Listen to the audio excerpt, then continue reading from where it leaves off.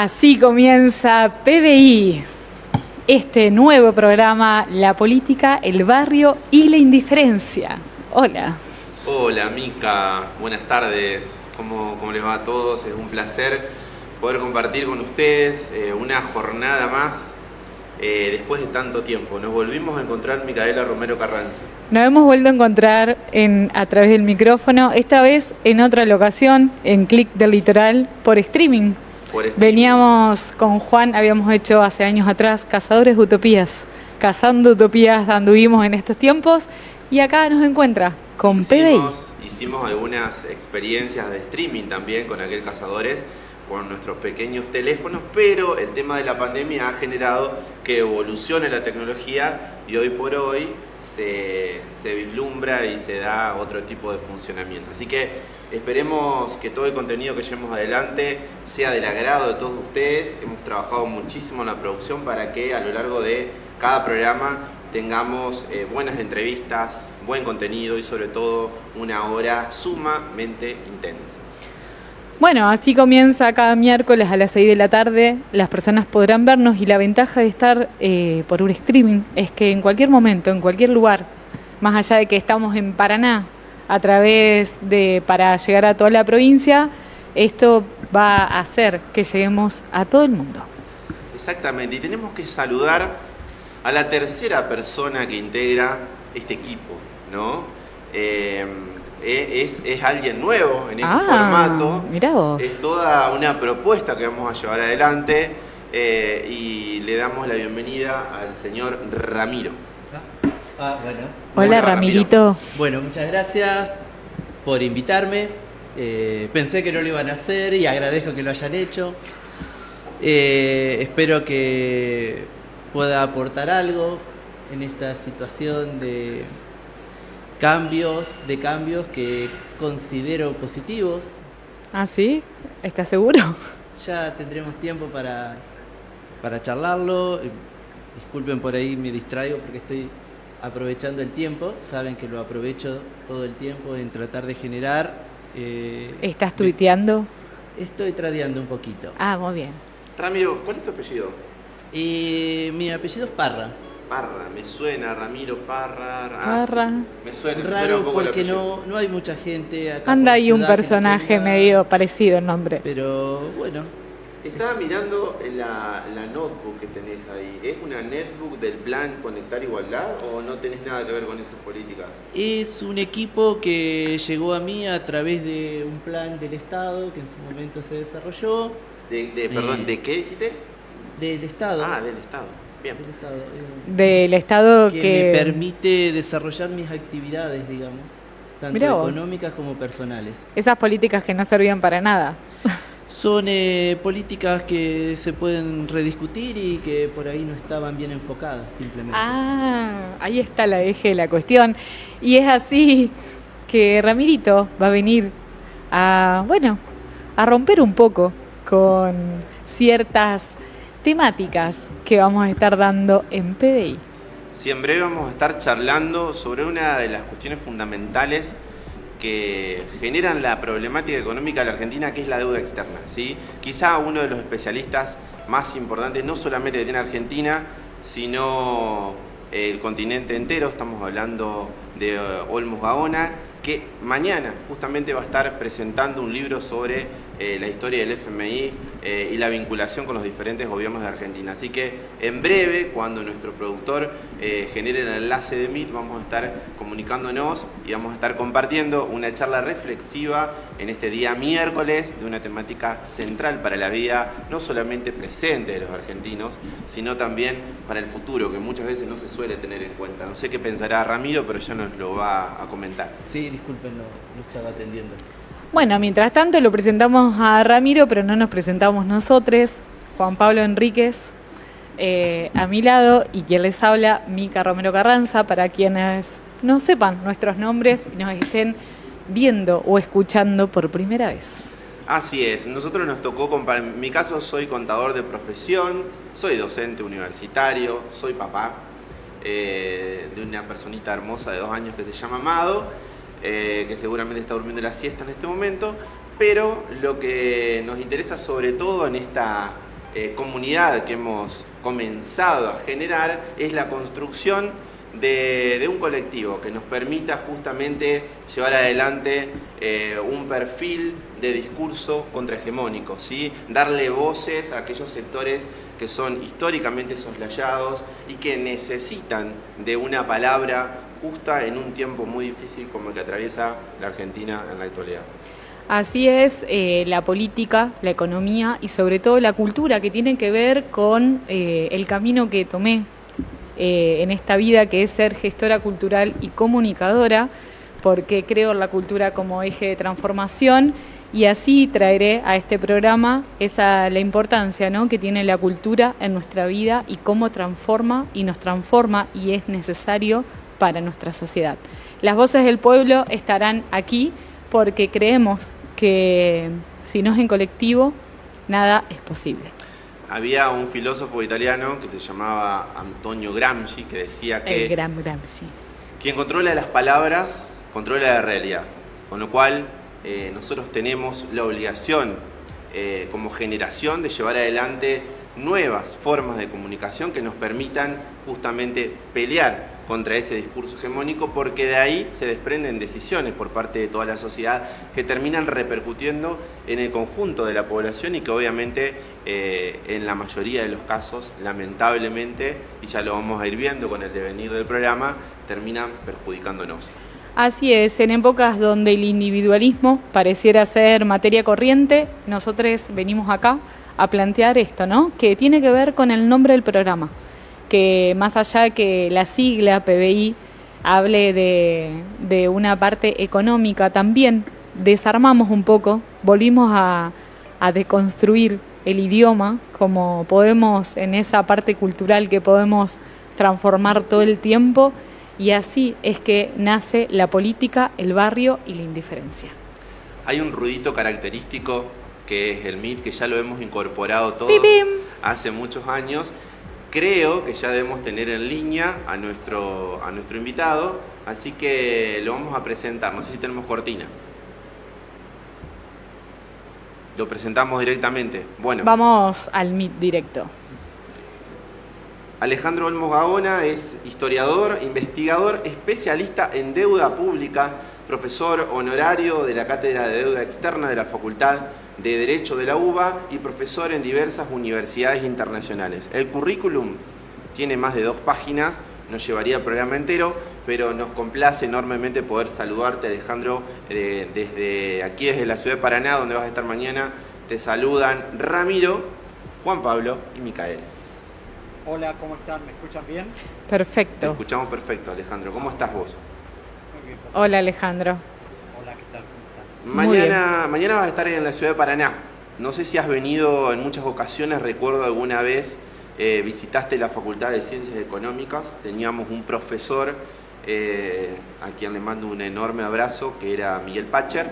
Es Miguel Pacher, muy seguidor de toda la obra, tanto de tu viejo como tuya. Y en ese sentido queríamos trabajar en la necesidad de que nos expliques de qué se trata este libro y qué considerás que es el FMI para la Argentina, porque daría la sensación que gran parte de la población no tiene ni idea de qué se trata todo esto.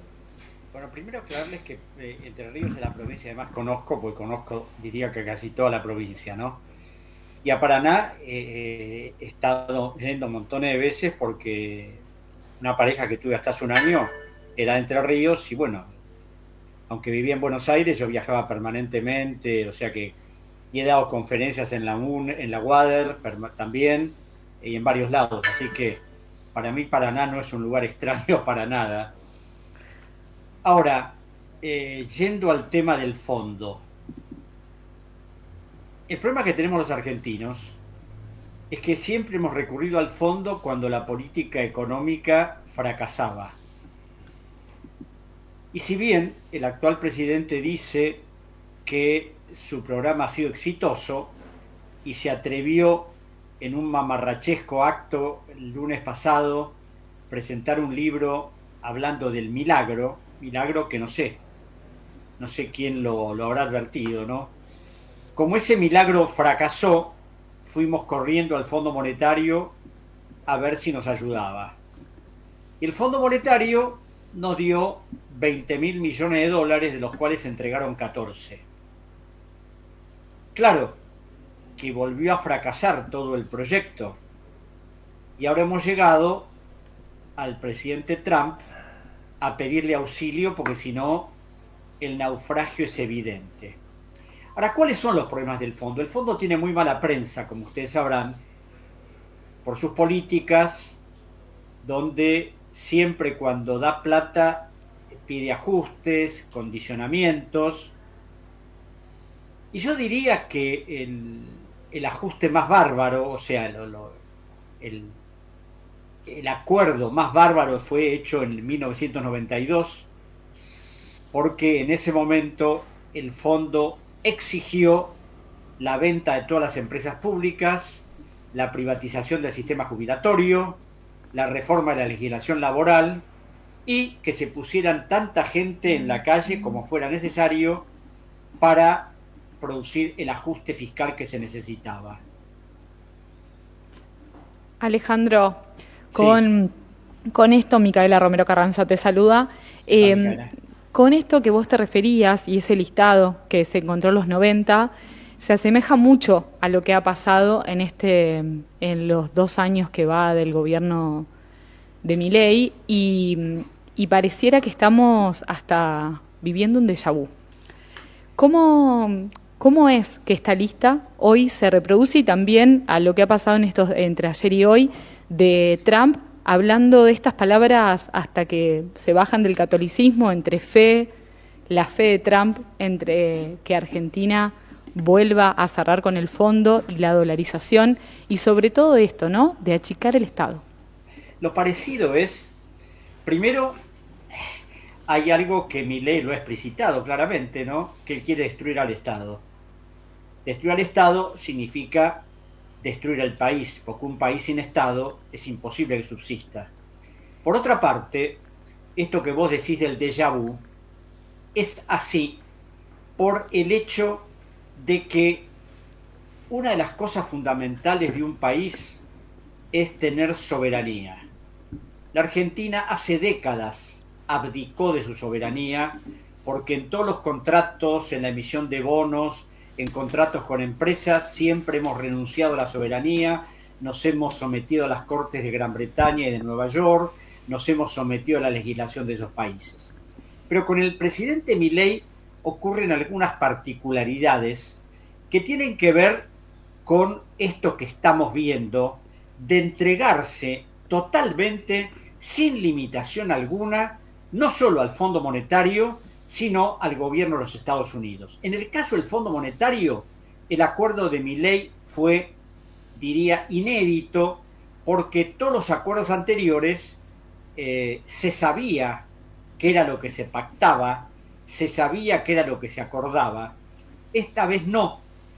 Yo me acuerdo cuando el stand-by de Macri, en 2018, el stand-by se subió a la página web del Ministerio de Economía. Nosotros en este momento no sabemos, porque no está subido, qué se pactó con el fondo, porque en el decreto que Macri mandó al Congreso para que lo autorizaran a firmar el acuerdo, lo único que sabía era el monto y el plazo, pero no las condiciones. ¿Y cuáles son las condiciones que normalmente pone el fondo? Bajar, por supuesto, el déficit fiscal, ajustar, y hace poco, la semana pasada, Kristalina Georgieva, la directora del fondo, habló esto de que lamentablemente en estas situaciones difíciles hay que bajar los sueldos, las jubilaciones, porque se necesitan medidas extraordinarias para poder solucionar los problemas que tenemos. Claro, acá hay algo que generalmente nadie dice, y es que nosotros los problemas que tenemos están derivados de la deuda, de la gigantesca deuda que tenemos, que al 30 de agosto, todavía no ha dado la información el Ministerio de Economía de septiembre, es de 454 mil millones de dólares. ¿Qué ocurre? Pagar esa deuda es excesivamente oneroso y ningún gobierno constitucional se le ocurrió impugnarla, auditarla, cuestionarla, mucho más cuando el origen de la deuda fue la dictadura militar. Sí, tiene origen sangriento. Y cuando la mitad de la deuda era deuda de empresas privadas que hoy están funcionando en la Argentina. Deuda que en su mayor parte, de acuerdo a lo que establecieron los auditores del Banco Central en 1984, era una deuda probadamente ficticia.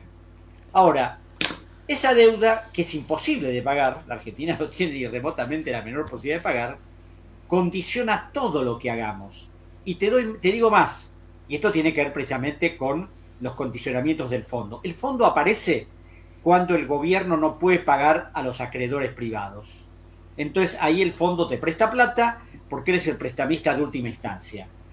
Y como la Argentina indudablemente no podía pagar, más allá de las alquimias económicas de Caputo, que ha emitido bonos a tasas del 65%, algo realmente insólito últimamente. Entonces, como nada de eso bastaba, porque había un roleo permanente de la deuda, y como acá hay vencimientos enormes, y bueno, primero fuimos al fondo, ahora vamos al gobierno de Estados Unidos. Ahora, vos fijate que en la ley de presupuesto enviada al Congreso Nacional para el año que viene, esto da la magnitud de lo que es la deuda y de la magnitud de los problemas que tenemos. Hay destinados a salud 959.000 millones de pesos, a educación 850.000 millones de pesos, a vivienda 11.000 millones de pesos, a ciencia y tecnología 1 billón y a pago de intereses de la deuda 14 billones de pesos.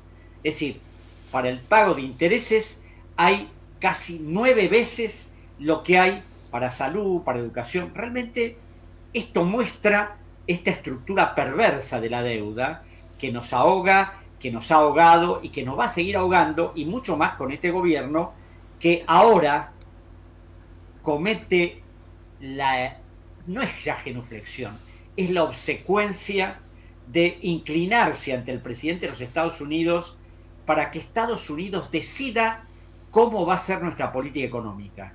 Tan es así que cuando se fue la misión económica, Luis Caputo, Santiago Bausili y el viceministro Daza estuvieron 6 días en los Estados Unidos sin abrir la boca. El que hablaba era Scott Bessent, el secretario del Tesoro, que era el que calmaba los mercados con sus tweets. Justamente en ese sentido, la deuda es una herramienta de sometimiento y de subordinación.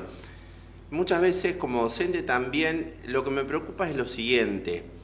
Daría la sensación que gran parte de las nuevas generaciones en Argentina, que son quizá el caudal de mayor cantidad de votantes de este proyecto político que hoy gobierna el país, no tienen ni idea lo que significa la deuda, las causas, las consecuencias, los peligros que esto ocasiona a futuro, además de ser planteos políticos. Estoy hablando de un hipotético caso de 2027 donde un proyecto popular pueda gobernar la Argentina, además de hacer planteos políticos a nivel internacional, de quizá hacer un desconocimiento de deuda. Me parece que es lo pertinente en este caso. Vos alguna vez utilizabas el concepto de deuda odiosa. Habrá que trabajar también en lo cultural y en lo pedagógico para tratar de que las nuevas generaciones sepan de qué se trata todo esto, porque ni siquiera tienen idea en gran parte de lo que fue la crisis del 2001 y el desencadenante de esa crisis. Y creo que ahí está la profunda derrota cultural que hoy atraviesa la Argentina y que ha determinado que Javier Milei y todo ese proyecto político de valorización financiera gobierne la Argentina. Bueno, lo que vos decís es la fiel reflejo de la realidad, y te digo más, yo en mis tránsitos por universidades desde la Patagonia hasta el norte, en charlas, me doy cuenta que no saben nada. Cuando uno les cuenta detalles, lo que es el fondo, lo que son los condicionamientos económicos, es decir, me miran con asombro.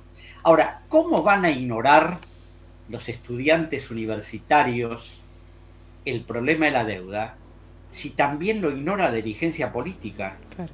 Yo he estado 4 años en la Cámara de Diputados como asesor de varias comisiones y 6 años en el Senado. Intenté explicar y me miraban con asombro. Yo suponía que los legisladores, que son los que aprueban el presupuesto, discuten los montos de endeudamiento, sabían cómo es el proceso y sus condicionamientos y lo que puede generar. No, todos te miran como diciendo, bueno, Olmos estará medio loco, ¿qué es lo que nos está diciendo, no? Porque el desconocimiento es total, por eso aprueban y aprueban y aprueban. Y les voy a dar un ejemplo. La enorme deuda que generó Caputo, siendo ministro de Macri, y después los que lo siguieron, la enorme deuda del macrismo fue deuda autorizada por el Congreso de la Nación, donde Macri no tenía mayoría. Es decir, le autorizaron a Macri ese monstruoso endeudamiento, todos los partidos provinciales, algunos de lo que en ese momento era el Frente para la Victoria, la Unión Cívica Radical. Entonces vos decís, ¿cómo es posible que esto ocurra, no? Entonces, ahora vos hablabas de un proyecto popular en el 2027 y seguramente si alguien le comenta a Trump esto dirá, no, esta gente hay que eliminarla. Se terminó todo. Todo lo que pueda sonar a popular es terrorífico, ¿no? Y vos fijate que hemos llegado al extremo de la extorsión, del chantaje de un presidente que te dice, te voy a dar plata, pero si ustedes ganan, si ustedes no ganan, olvídense. Y además, yo veía ayer algunos videos y después hoy comentarios en los medios periodísticos de lo que fue la reunión de ayer. Y yo que soy historiador, puedo decirles que jamás en la historia de la Argentina, y mirá que hemos tenido algunos gobernantes, ni hablemos los gobernantes económicos de la dictadura militar, pero jamás ningún jefe de Estado se humilló de tal manera como ayer Milei ante el presidente de Estados Unidos. Primero, porque la reunión bilateral no existió. Lo recibió en el comedor para almorzar y cuando Milei supuestamente y los que lo acompañaban suponían que iba a haber un diálogo mano a mano, vio que irrumpían una gigantesca cantidad de periodistas, entre las cuales había argentinos, y Trump empezó a hablar, habló 55 minutos, 60, habló de Gaza, habló de un montón de cosas que se le ocurren siempre, y finalmente, como diciendo, bueno, acá está Milei, que lo queremos mucho, que tenemos esperanzas en él, que vamos a ayudarlo, que queremos que gane. Yo digo, ¿es posible que alguien se haya sometido de esa manera? Porque no estamos hablando, no sé, de un paisito chiquitito, insignificante, que tiene que arrastrarse para recibir plata. No, estamos hablando de la Argentina. Hasta la dignidad se ha perdido. Y cuando uno ve, además, o presume, mejor dicho, los condicionamientos de ese préstamo, que supuestamente van a ser primero 20.000, y ahora acabo de ver que Scott Bessent dijo que a través de algunas operaciones con bancos, nuevo endeudamiento, serán otros 20.000 millones más. Es decir, para conseguir eso, ¿qué van a pedir? Que fundamentalmente que echemos a China, ya lo dijo Bessent. Segundo, recursos naturales. Es decir, hay toda una especie el agua, hay toda una especie de misterio en todo esto, porque el gobierno, como cultiva el secretismo, como se niega aún a la Auditoría General de la Nación de decirle dónde mandó la reserva de oro, si las vendió, si las utilizó como garantía, y se puede esperar cualquier cosa de un gobierno que emite decretos de necesidad de urgencia a diestra y siniestra, que se ríe del Congreso de la Nación, se ríe de la institucionalidad, no le interesa la ley. Entonces, claro, eso nos puede llevar a situaciones realmente catastróficas. Alejandro, vos, hablando de Bessent, se asemeja mucho a lo que fue el plan Brady de Menem, y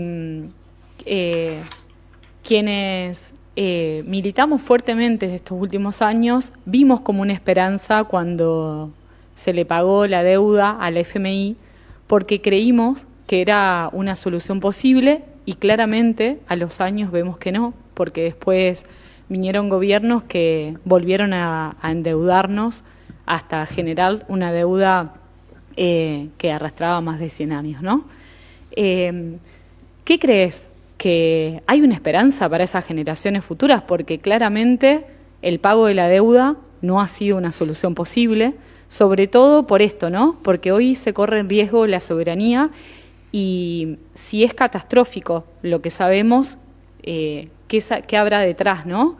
Que después de este gobierno se vaya, cuántas tierras de la Argentina y el agua, que viene siendo un recurso natural para el mundo siempre vio a la Argentina como se hablaba de la futura, una futura guerra, podía ser la guerra por el agua, y hoy los tenemos acá y el gobierno nacional lo toma como la esperanza posible. Mira, yo fundamentalmente tengo esperanzas de que esto no puede continuar. Porque como vos bien decías, en el 92 también nos entregamos de pies y manos, vendimos todo lo que teníamos, se hicieron contratos inconcebibles. Pero yo tengo esperanzas porque quizás el que lo suceda a Milei, pueda ver las cosas con alguna claridad, porque yo me acuerdo del 2001, después de la catástrofe del 2001, de los presidentes que sucedían, cuando subió el doctor Duhalde, mal o bien empezó a acomodar la economía. Ahora, cuando vino Néstor Kirchner, Néstor recibió una deuda de 181 mil millones de dólares y, claro, como había surgido con muy poco apoyo electoral, apenas un 22%, hizo un acuerdo con el Fondo Monetario en septiembre del 2023, pero claro, Kirchner sabía de economía, diría intuitivamente, y por eso se dio cuenta que ese acuerdo que había hecho con el fondo no podía subsistir porque podía llevar a una catástrofe, y naturalmente al poco tiempo lo liquidó, y así fue, como bien dijiste, que en el 2005 dijo: basta de fondo, le pagamos otra cosa.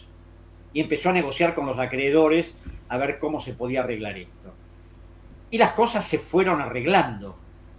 Es decir, yo tengo esperanzas, primero, que el 26 Milei sufra una derrota catastrófica, o por lo menos que pierda. Y eso lo va a desestabilizar de tal manera, porque claro, como él se maneja con exitismos, con escenografías, es decir, ante la evidencia, no sé qué va a hacer. Y es posible que ahí haya algún tipo de oposición sólida que ofrezca otras alternativas, porque ¿sabes lo que pasa? A mí me duele decir esto, ¿no? Y a mucha gente le molesta, pero el insumo de Milei es que la oposición no tiene propuestas concretas para decir: hay que hacer esto. Se pelean, chicanas, divisiones. Yo creo que jamás ha habido un Congreso tan dividido y además tan genuflexo, donde ahora últimamente le tiraron varios vetos, se los liquidaron, pero le aprobaron la ley bases, le aprobaron un montón de cosas que eran inconcebibles, los dialoguistas, los federales. Entonces yo creo que si acá no hay una reacción con una propuesta, iba a ser muy difícil que en el 2027 las cosas cambien. Yo desde ya supongo que la libertad avanza, se termina. Estos son los últimos extertores, porque acá a todo esto que sabemos se suman Libra, la Agencia de Discapacidad, lo del genio económico de Esper, el profesor Esper, que resultó vinculado a un siniestro narcotraficante. Hay una candidata senadora, Leonela Villaverde, que también tiene nexos con el narcotráfico. Es decir, hay una serie de cosas que, claro, si esto hubiera sido parte del gobierno anterior, bueno, no quiero ni pensar lo que se hubiera dicho, ¿no? Pero bueno, algunos periodistas de alguna manera son prudentes, generalmente los economistas desde ya, ellos apoyan, es decir, aunque algunos lo critican, pero toda ayuda de los Estados Unidos siempre es bienvenida, porque hay una especie de criterio reverencial de que lo que viene de Estados Unidos es maravilloso, aunque eso nos condene a tener una sujeción permanente. Entonces tengo esperanzas, no sé si mis esperanzas serán fallidas o no, pero creo que si nosotros, como ustedes decían recién, si esto se discute en las universidades, se ejerce el pensamiento crítico y puede haber una movida que ponga en evidencia a este grupo de sujetos siniestros que nos están gobernando, y sí, yo creo que las cosas pueden cambiar. Ojalá que sea así sea. Bueno, yo voy a cambiar un poquito la óptica. Los estoy acompañando acá a los chicos. Buenas tardes, ¿cómo está? Hola. Bueno, yo como acompañante de este proyecto que hoy nos gobierna, nos acompaña, y mirando algunos TikTok en los que usted aparece, le consulto y le pregunto, el hecho de que los sacrificios que el FMI pide coincidan con lo que nuestro presidente dijo en campaña, ¿no marca una línea de coherencia? Coherencia del presidente respecto al Fondo Monetario. Primeramente, hay que tener en cuenta que Milei subió diciendo que iba a dolarizar y no dolarizó. Después dijo, o mientras dijo, que iba a destruir el Banco Central, no lo pudo destruir. Después dijo que el peso era un excremento y ahora hace lo imposible porque el peso valga cada día más. ¿Eso es coherencia? ¿Es coherencia hablar de institucionalidad un presidente que gobierna exclusivamente por decreto, que manda una ley, que le rechazan la ley y vuelve a insistir, que el Congreso dicte una ley, la veta y a pesar del veto se la devuelve al Congreso diciendo que el Congreso diga con qué fondos la va a poner en actividad? O sea, esto jamás pasó en la Argentina y no tiene que ver con el orden constitucional. Esto es decir, un presidente que ha modificado leyes por decreto. Entonces, acá el problema es que, además de la inestabilidad del presidente, yo, a través de una cantidad de personas que conozco en varias partes del mundo, me han comentado horrorizados del espectáculo circense del lunes pasado, donde un presidente desbocado saltaba, gritaba, es decir, algo que realmente jamás se vio en la Argentina. Ahora, si dijéramos que pasó todo eso, pero la Argentina es un éxito, es un milagro, como dijo el presidente en su libro, es un milagro. ¿Cuál es el milagro? Bajó la inflación. ¿A costa de qué bajó la inflación? Tenemos superávit fiscal. ¿Por qué tenemos superávit fiscal? Porque hay postergación de pagos, porque se licuaron salarios, se licuaron jubilaciones. Entonces, yo no voy a justificar al gobierno de Fernández de ninguna manera, porque si hubiera gobernado de otra manera, hoy Milei no era presidente de la República, eso lo queda muy claro, ¿no? Pero yo no veo ningún tipo de coherencia, excepto estos criterios ideológicos con los que se maneja Milei, los trolls que lo siguen. Y por otra parte, te quiero preguntar, ¿alguna vez viste algún presidente de la República que insulte, que descalifique, que diga la cantidad de palabras soeces que integran su discurso desde que asumió y la violencia que ejerce sobre aquel que lo cuestiona?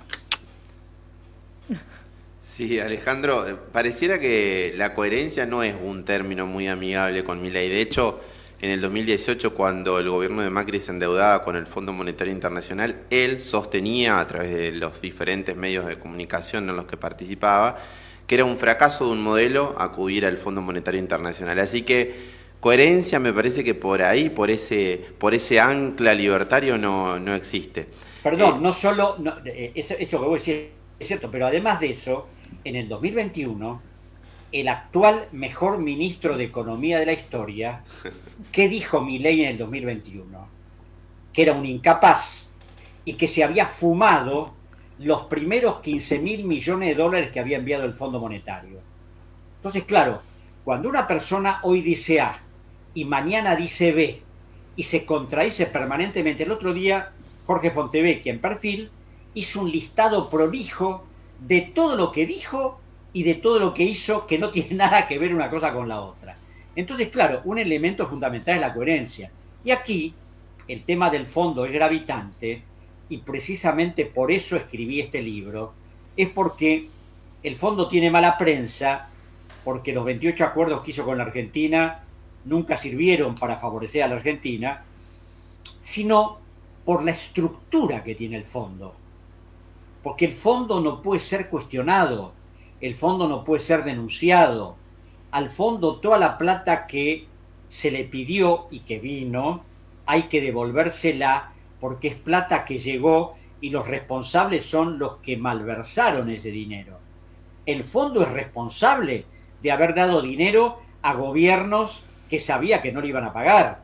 El fondo es responsable de haber violado una cláusula concreta de su convenio constitutivo, de que establecía que cuando el fondo se da cuenta que un país está transfiriendo capitales, tiene que advertirle y suspenderle la entrega de fondos, y el fondo no lo hizo durante la gestión de Macri.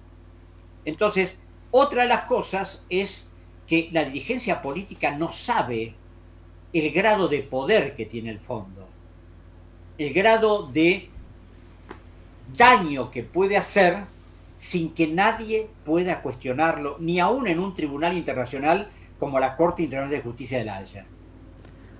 Claro, no existe nada que lo pueda objetar al fondo, ¿no? Nada, porque vos fijate que el fondo, cuando se constituyó en 1945, en su estatuto, en el artículo 9, estableció que tiene inmunidad de jurisdicción absoluta. Son inmunes su directora, sus directores, sus gobernadores, sus funcionarios. Son inmunes sus archivos. Nadie puede saber qué preparan, qué hacen, qué lucubran. Y además, como esta estructura que se dio el propio fondo fue ratificada por la Convención de Nueva York en 1947, el fondo hace lo que quiere y nadie puede cuestionarlo. De ahí es su peligrosidad, porque no podés impugnarlo, no podés cuestionarlo. Es decir, y por otra parte, como todo lo que hace el fondo, los documentos que prepara, ya te digo, son absolutamente secretos y confidenciales, porque si así no lo fueran, el fondo quedaría en evidencia. ¿Cómo es posible que el Fondo Monetario le presta a Milei 20.000 millones de dólares cuando sabe que no se los puede pagar? Así es. Alejandro. Sí. Bueno, perdón la interrupción, pero lamentablemente tenemos que el tiempo en radio y en streaming es tirano. Y con esta frase, bueno, queremos, además de agradecerte y saludar, sobre todo invitar a toda la comunidad y a la audiencia que mañana te van a poder seguir escuchando. Alejandro va a estar en la Facultad de Comunicación Social presentando su libro FMI, la trama oculta de la deuda, así que para quienes se han quedado con ganas de poder seguir explorando sobre esta temática, mañana jueves 16 de octubre a las 19:30 en el aula E6 en Buenos Aires, 389, enfrente a la Plaza Alvear, la Facultad de Comunicación. Vamos a tener aquí en nuestra ciudad a Alejandro Olmos Gaona. Y bueno, ante todo, muchas gracias por ser parte del primer programa de PBI. Bueno, muchas gracias a ustedes por haberme invitado en este primer programa. Encantado de haber estado con ustedes. Muchas gracias, Alejandro, y nos encontramos mañana. Un abrazo gigante. Chao. Gracias. Bueno, así continuamos y vamos a un pequeño corte con música y volvemos.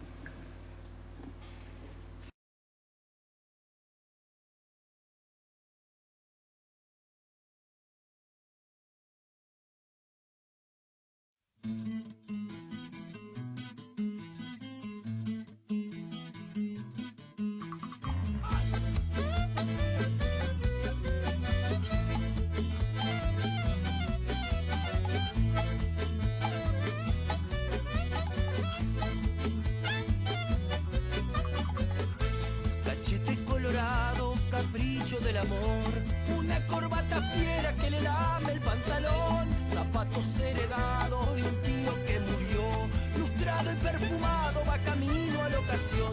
Te daré un ramo de flores con todo mi amor, te daré un ramo de flores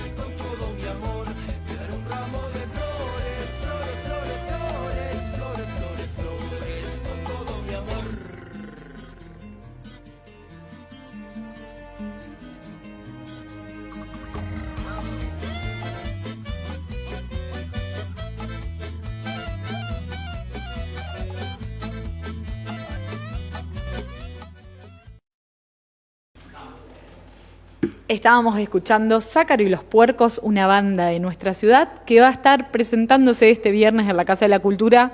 Por supuesto, a bancar la cultura y a copar los espacios culturales porque es parte de la transformación.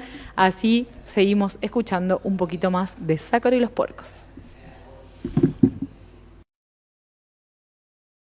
Ramo de flores con todo mi amor, te daré un ramo de flores, flores, flores, flores, flores, flores, flores, con todo mi amor. Porque de todas las flores es la rosa la más hermosa, la rosa la más hermosa. La rosa la más hermosa.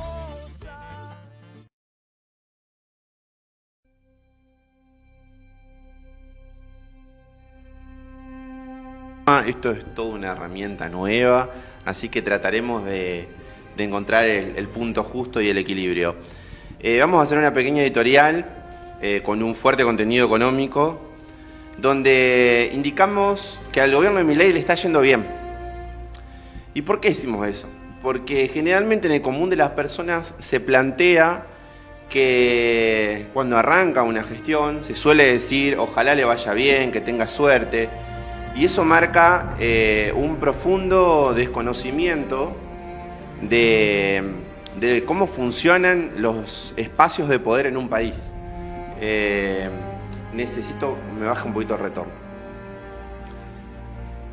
De esa forma, perfecto, de esa forma me parece importante recalcar que todos aquellos candidatos que forman parte de una estructura vinculada con el poder económico siempre van a gobernar en favor de los intereses de la clase dominante, de los intereses del poder económico. Por eso siempre es fundamental, previo a un acto electoral, previo a un proceso político, poder estudiar, investigar, profundizar para no comerse la curva y justamente para no comprar espejitos de colores que nos lleven a un ámbito absolutamente desesperanzador como es el actual, ¿no? Donde gran parte de sectores populares que confiaron en este proyecto político, desconociendo que de primera mano tanto Milei como todo ese equipo, fíjense, Bullrich, Caputo, Sturzenegger, forman parte de lo que siempre ha sido el ala derecha de la política argentina, pero siempre vinculados con la Embajada de Estados Unidos y con el poder económico internacional. En ese sentido, todo lo que han hecho ha sido destruir a las clases populares, ahora vamos a profundizar un poco, y favorecer a los dueños del capital. Ya hablamos un poco de del objetivo que tenía nuestro nombre de programa, ¿no? Poner en valor a la política como herramienta de transformación y cuestionar también a la política como herramienta de destrucción, como está ocurriendo en la actualidad, que se está destruyendo el Estado, que se están destruyendo derechos, que se está vulnerando cada una de las conquistas que se fueron forjando a lo largo de muchas décadas en la Argentina. En ese sentido también ponemos en valor la construcción de los lazos territoriales y de lo que denominamos en nuestra comunidad el barrio, el territorio, donde están las necesidades más urgentes que debemos atender a través de la política, y plantear un poco lo que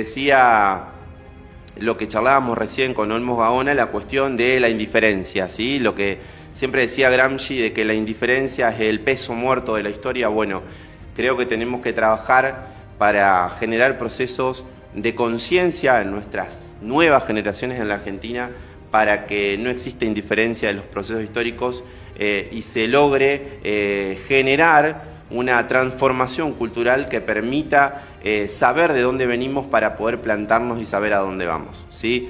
La deuda en ese marco ocupa una situación central. Quiero mandar un fuerte abrazo a todos los familiares, alumnos, y generar un homenaje a través de esta pequeña editorial a quien yo considero un maestro que nos ha dejado hace un par de semanas, que formó parte de nuestra Cazadores de Utopías en la radio de la Universidad Nacional de Entre Ríos y es el topo César Richardino. A mi criterio, uno de los mejores pedagogos que ha tenido la historia de la provincia de Entre Ríos. Fue uno de los fundadores de las carreras de sociales, de la UADER, de las dobles jornadas escolares en la provincia de Entre Ríos. Bueno, gran parte de nuestro aprendizaje, de nuestra formación de conciencia militante, se la debemos al topo, así que nuestro más profundo reconocimiento a toda su labor a lo largo de la historia. Algunos datitos para ir cerrando en este plazo. Datos de orden internacional. Siempre, bueno, Perón decía que en el orden internacional se comenzaba a debatir la política. En estos días se trabajó intensamente el tema de Gaza, con un acuerdo, entre comillas, donde todo el esquema vinculado a Gaza, Palestina y demás han sido ostensiblemente perjudicados, con un genocidio histórico, con muertes que nos dolían el alma verlas cada semana con chicos tirados en las calles y sin alimentación. Decir también que estamos en un ámbito donde China y Estados Unidos están peleando para ver quién domina el mundo. Pareciera que el crecimiento sostenible que viene generando China de alguna forma u otra va a terminar imponiéndose sobre Estados Unidos. Esperemos que sea sin armas y si no solamente con competencia económica, y obviamente eso termina repercutiendo enormemente en la Argentina, que tenemos para mostrar algunas cuestiones. La era Milei, desde noviembre de 2023 a la actualidad, ha generado que más de 18.000, este es un dato del día de la fecha, más de 18.000 empresas hayan cerrado sus puertas, ¿sí? Y esto trae aparejado que casi 240.000 trabajadores hayan quedado sin sus empleos. ¿Sí? Estamos hablando de una Argentina que está destruyendo su industria, que todos los meses tiene récord de caída de consumo, que la economía está cayendo, que estamos en un fuerte proceso y creciente de endeudamiento y de destrucción del salario. No hay, bajo ningún tipo de perspectiva, en este episodio 4 de modelo de valorización financiera, después de Martínez de Oz, después de Menem, después de Macri y ahora con Milei, no hay ninguna perspectiva de que los laburantes, de que los jubilados puedan llevar adelante un crecimiento y un desarrollo de sus economías. De hecho, un informe del MATE, un centro de estudios de Rosario de esta semana, cuantifica cuánto han perdido los jubilados. Alrededor de 4 millones de pesos ha perdido cada jubilado en la Argentina desde que gobierna Javier Milei. Los trabajadores del Estado han perdido alrededor de 8 millones de pesos, ¿sí? Esto estamos hablando en promedio por cada uno, y es notable en términos de pérdida de poder adquisitivo. Y los trabajadores del sector privado, que son aquellos que han tenido un mejor pasar dentro de toda esta desgracia contextual que vive la Argentina, han perdido alrededor de 1.800.000 pesos per cápita. Eso es lo que se nota en las colas de los supermercados y en cada uno de los lugares donde el consumo muestra su cara más trágica, ¿sí? La provincia de Entre Ríos, dejar en claro, ha sido un núcleo central de la implementación de este modelo de valorización financiera, donde el acuerdo de Frigerio con Javier Milei no solamente es una cuestión electoral, sino que es el fiel reflejo de un modelo económico que se lleva puesto en términos salariales a los jubilados, a los trabajadores del Estado. Fíjense que en la provincia de Entre Ríos, de esas 18.000 empresas, son más de 500 empresas las que han cerrado sus puertas, y eso ha ocasionado que casi 12.000 trabajadores hayan perdido sus trabajos, tanto en la actividad privada como en el sector público. Queremos dejar en claro esto. Este modelo de valorización financiera responde claramente a los intereses de la clase dominante. No hay posibilidad alguna que el laburante, que el jubilado, que nuestros gurises tengan posibilidad de desarrollarse en un modelo económico como este. Por eso es fundamental no solamente profundizar todos los contenidos que nos ayuden a entender los procesos históricos que nos llevaron a esto, sino también trabajar lo cultural, lo pedagógico, para evitar que en el futuro este tipo de proyectos se vuelva a dar en la Argentina, porque nos está provocando muchísimo daño. Así es, Juan. Bueno, decir, ¿no? Que sobre más que agregar que bueno, que en nuestra provincia este último tiempo las noticias no han sido buenas, ¿no? Y vos no hablabas a lo que estamos viviendo hoy con Gaza, Palestina y la violación a los derechos humanos que nos atraviesa y que este gobierno no hace más que negarlos y sobre todo nos atraviesa a las mujeres, ¿no? Y digo Entre Ríos porque en estas últimas semanas las noticias sobre femicidios han sido muy violentas y nos han tocado cerca.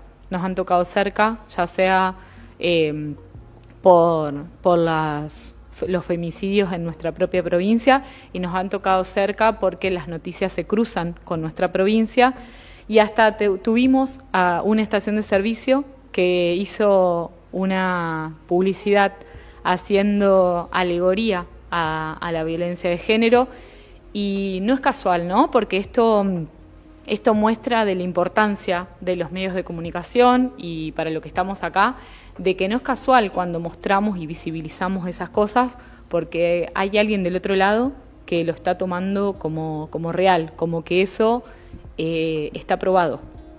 Y no es casual que hoy, 15 de octubre, el día de ayer, la agrupación Mumalá habló de que estamos frente a 11 femicidios en lo que va de octubre, lo cual hizo un aumento que haya un femicidio cada 28 horas.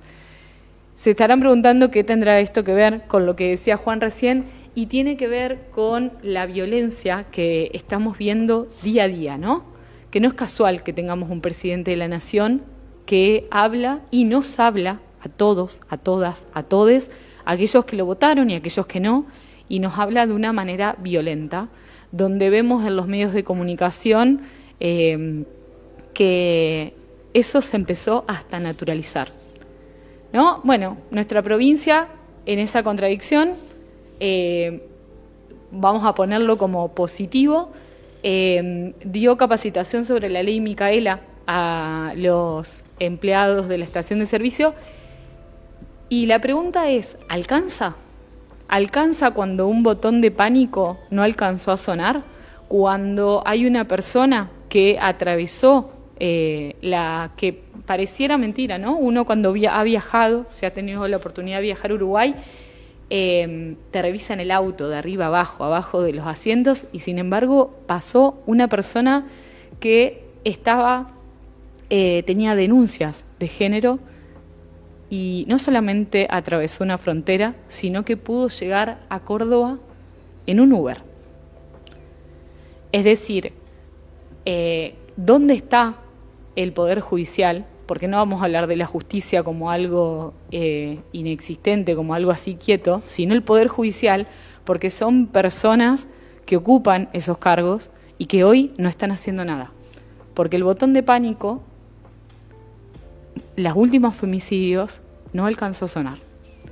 Entonces, es momento de poder tomar cartas en el asunto y exigir desde el lugar que nos ocupa, que es la comunicación, poder traer y un poco, no diría bajar línea, pero sí abrir un poco la mente y poder traer y decirnos una y otra vez que no queremos un mundo violento.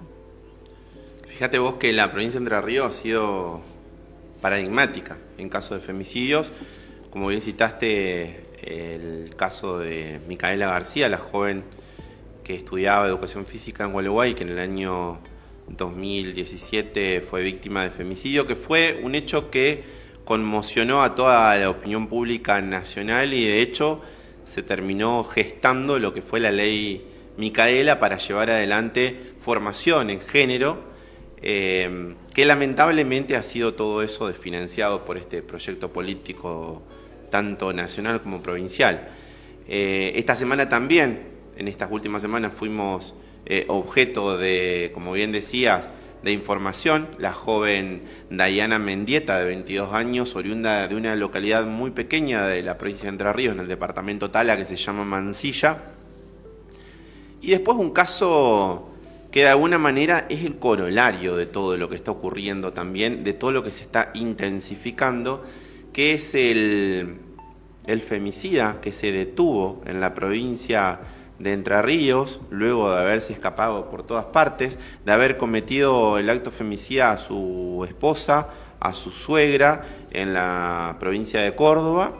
Se escapó con su hijo de 5 años, además había previamente asesinado al chofer de Uber que lo había llevado, y fue descubierto aquí en la provincia de Entre Ríos. Pero no es solamente ese el dato fundamental, sino que formaba parte de un segmento de militancia en defensa de los derechos masculinos, algo por el estilo, que tenían fuerte raigambre y vinculación con Agustín Laje, uno de los creadores de lo que es La Libertad Avanza, que ahora están tratando de despegarse de todo este acontecimiento. Pero el corolario de todo esto es la permanente generación de violencia en todos los sentidos que se viene dando desde que se inició la gestión de Javier Milei. De hecho, no sé, casos paradigmáticos como el cuestionamiento permanente a muchos artistas, generalmente mujeres, como es el caso de Lali, ¿sí?, por parte del mismísimo presidente.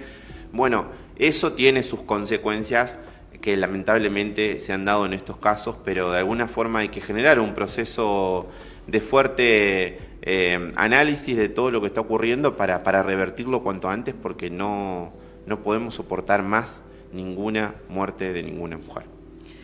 Sí, Pablo Laurta, porque muchas veces nos pasa de que nos aprendemos hasta de memoria los nombres de aquellas mujeres que lamentablemente no están más, pero pareciera que los nombres de los femicidas se protegen.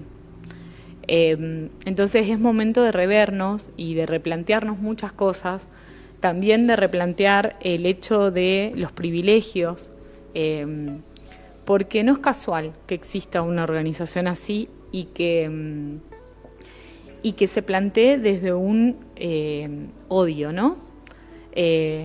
Porque hace años atrás, cuando fue el intento de asesinato a la expresidenta Cristina Fernández de Kirchner, se hablaba de esto, ¿no? De cómo no se va a llevar a alguien a cometer ese delito si había medios de comunicación que promovían y incitaban la violencia permanente. Porque uno puede tener un filtro y escuchar ciertas cosas, pero cuando vos escuchás todo el tiempo un discurso violento y sobre todo enterarnos de esto y bueno, a mí me pasó que descubrí esta organización a raíz de este femicidio y de verdad tuve miedo. Tuve miedo porque hay organizaciones ocultas, hay organizaciones que tienen una visión como que quienes militamos en el feminismo, y no es casual, yo lo he escuchado hasta en mal llamados chistes, las feministas nos quieren que los hombres desaparezcan, y verdaderamente quien ha repetido eso no ha tenido una conversación fuerte, porque las feministas los que queremos es esto, que no tengamos miedo y que no llegue a haber una agrupación, una organización con, por lo menos los videos que se vieron en este último tiempo, eran muchas personas las que asistían.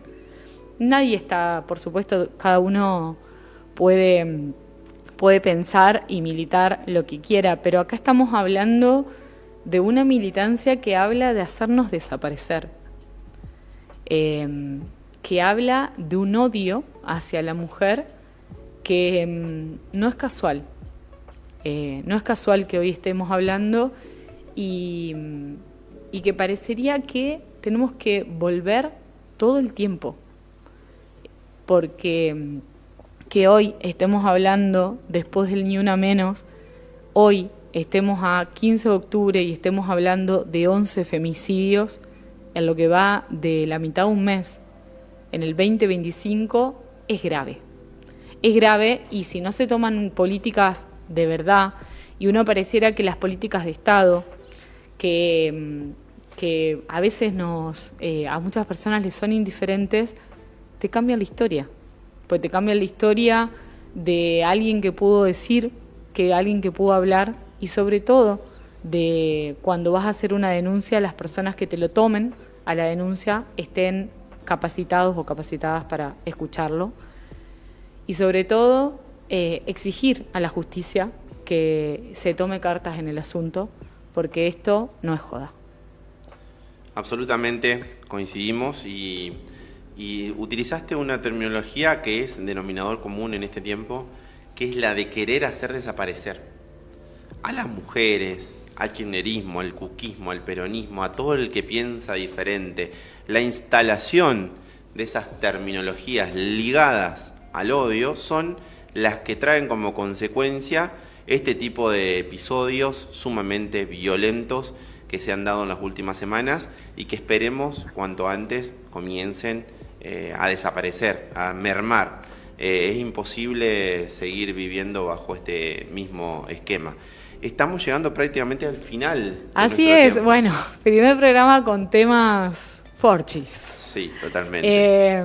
Pero bueno, espero que del otro lado volver a estar en la comunicación frente a un micrófono es una tarea hermosa, pero también una responsabilidad, porque voy a hablar por mí, soy de las que piensa que quienes comunicamos, quienes estamos aquí, por más que le estemos hablando a uno, a dos, a tres, a miles, tenemos una responsabilidad en la sociedad y todo lo que decimos puede tener consecuencias.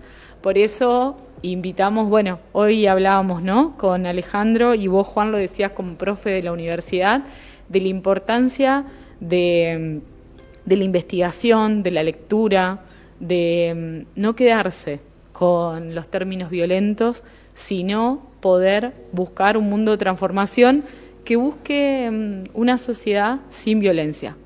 Porque las feministas no queremos hacer desaparecer a los hombres, sino que simplemente, y parece mentira estar diciendo esto, simplemente queremos dejar de tener miedo. Está muy bien. Ramiro, ¿cómo te sentiste hoy? Bien. El libertario del equipo. Nuestra pregunta, ¿tenés calor o es una moda esa de utilizar 3-4 camperas en temperaturas que casi se acercan a los 30 grados? Yo estoy muy bien. Un poquito, debo decir, por ahí el murmullo del fondo me molesta, que ese murmullo que se da del otro lado, que me obliga a sentirme incómodo, pero por la temperatura estoy bien. No sé, ¿ustedes sienten calor? Un poco.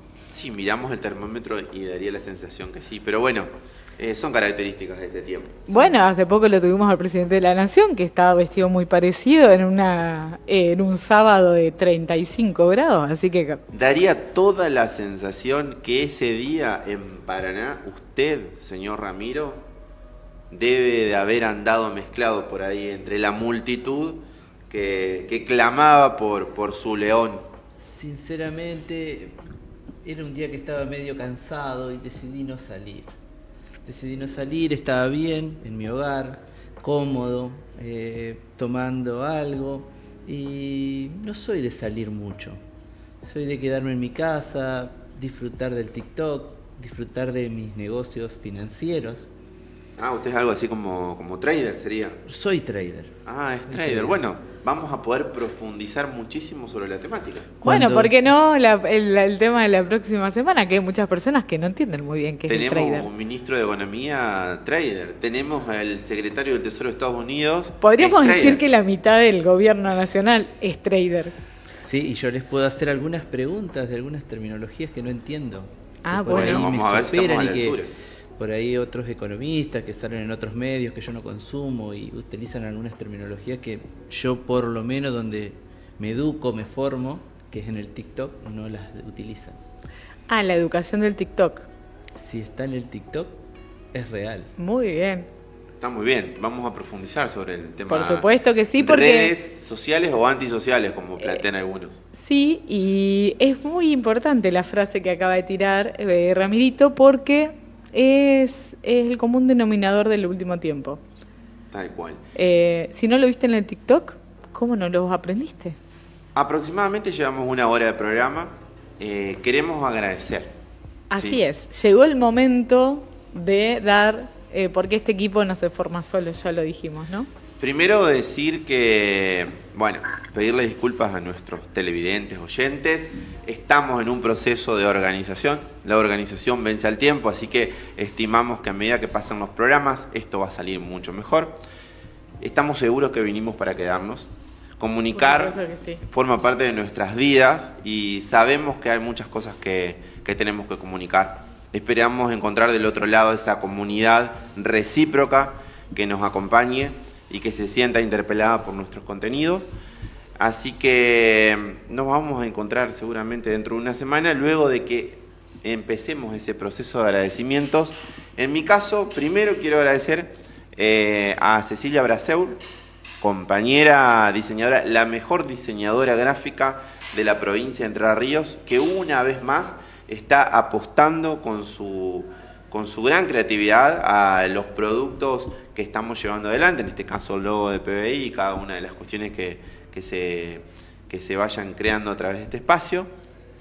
Yo agradecer a Miranda Siede, quien se sumó a hacer los videos de presentación que vieron y que, bueno, como vos decías, Ceci, Miranda y nuestra familia, nuestros amigues, amigos, amigas, que apoyan, ¿no? Porque cuando del otro lado tenés una comunidad que replica lo que estamos haciendo, significa que hay ganas de que estemos acá.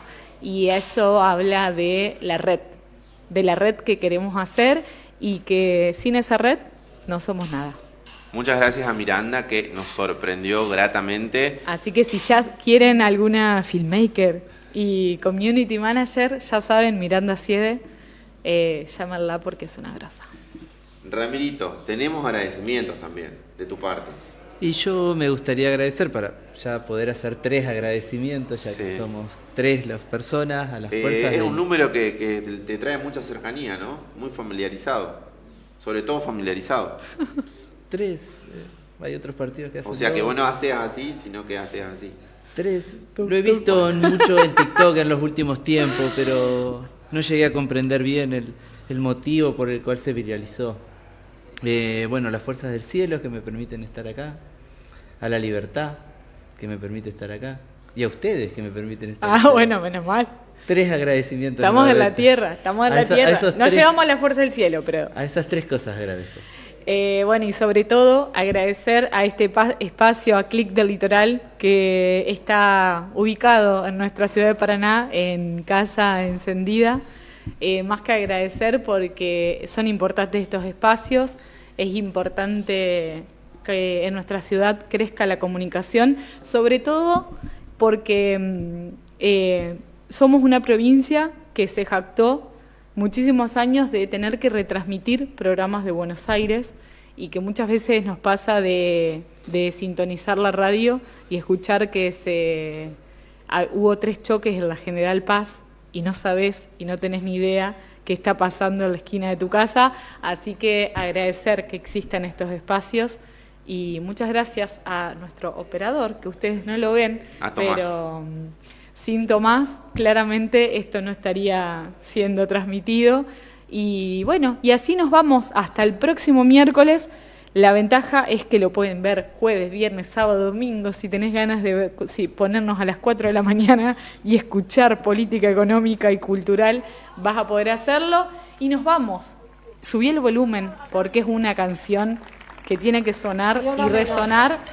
La canción Sin Miedo de Fabiana Cantilo y Marisa Mere. Las mujeres hacían música, hacen música y suenan fuerte. Hasta la semana que viene.